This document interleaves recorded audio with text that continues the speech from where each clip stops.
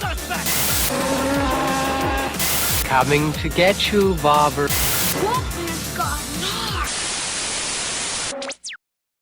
Hi guys, my name is Barry and welcome back to the channel. Today we're going to be looking at the original Hellraiser from 1987.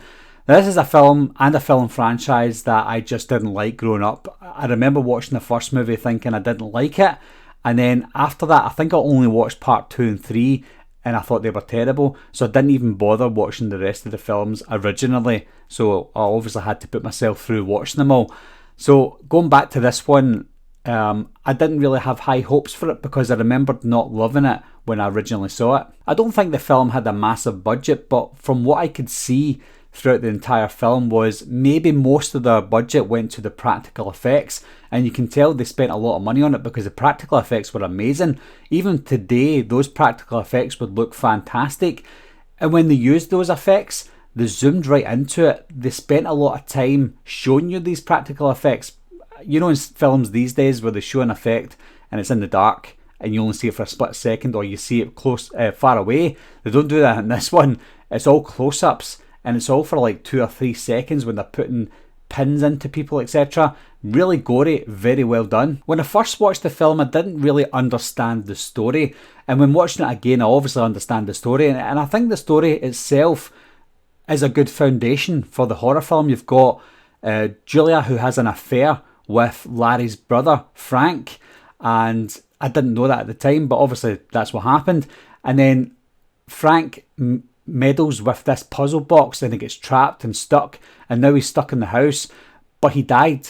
But for him to come back, Larry dropped his blood by accident on the bedroom floor, and he became what he is throughout the film.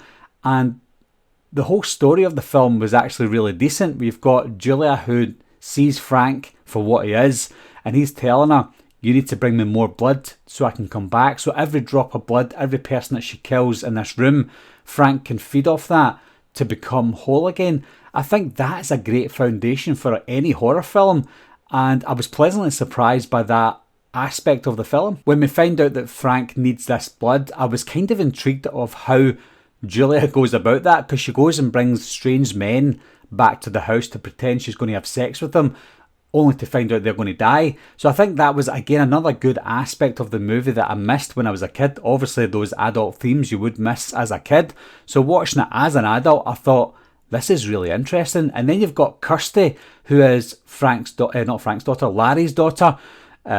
She becomes suspicious of Julia and she does her own investigating. So I think Kirsty, if you're watching this film as a teenager, you're kind of latching on to her storyline because she's got her own things to do within this movie. I think it was interesting that they didn't morph Frank's body into Frank himself.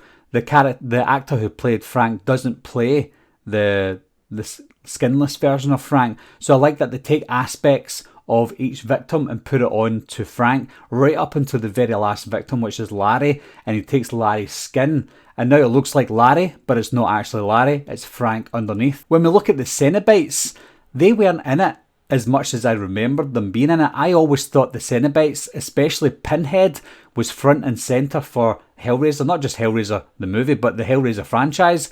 But when I watched this one, they were hardly in it. Pinhead didn't have a lot of words to say either, and he was only in it for possibly less than a minute in total. So it was surprising, but I didn't miss the Cenobites. I didn't miss Pinhead because I was actually enjoying the storyline itself. When it comes to the story and the dialogue, it definitely felt like a movie that was based from a novel, from a book, because a lot of the words used, especially by Pinhead, were words that sound like they're coming straight from the novel. Again, I've not read the novel, so I don't know how true that is, but the wording of the film felt very stylistic and artistic. It felt like words that shouldn't be in a movie like this. So it felt out of place at times because of the dialogue that was used, and it also felt like parts of the movie were missing because of how rich the story was.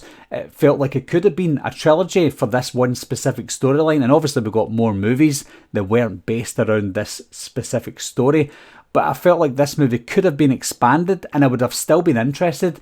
I know that they had restraints and they wanted to make it a feature-length movie, and if you make it a movie like Lord of the Rings, maybe people would not have been as invested as they were at the time. So maybe condensing the film was the best idea at the time, but because of how successful the film was and how well received it was, they made sequels. But if the movie was a little bit longer, maybe I would have been, as an adult, more invested than it actually was. At the end of the day, I think this was a ridiculous storyline. It was a movie that shouldn't have worked, but it did. And for the time that it came out, it certainly did work. And for me, it just wasn't my type of movie at the time as a kid. But watching it today, I really appreciate this film. I think it was way better than I remembered it to be. In fact, it was so much better that I really enjoyed this movie. I went from not being a fan of the Hellraiser franchise, well, I probably still won't be a fan of the franchise after I've watched them all, but I went from not being a fan of the first movie to really liking it. So much so that I'll probably watch it again and again in the future because it is a really good film. The story was there. It was so tight-knit. The character development was great. And the horror of Frank trying to become whole again was there as well. I was expecting a Pinhead movie. I was expecting a Cenobite movie and I didn't get that. And I thought by saying that would be disappointing, but it wasn't. Less Pinhead and more Frank was the way to go for me. So what are your guys' thoughts on this film? Were you like me when you watch it again after years? Were you expecting a Pinhead movie? Or were you expecting a Frank movie? Leave your comments down below, guys. Let me know what you think and I'll talk to you soon. Bye bye.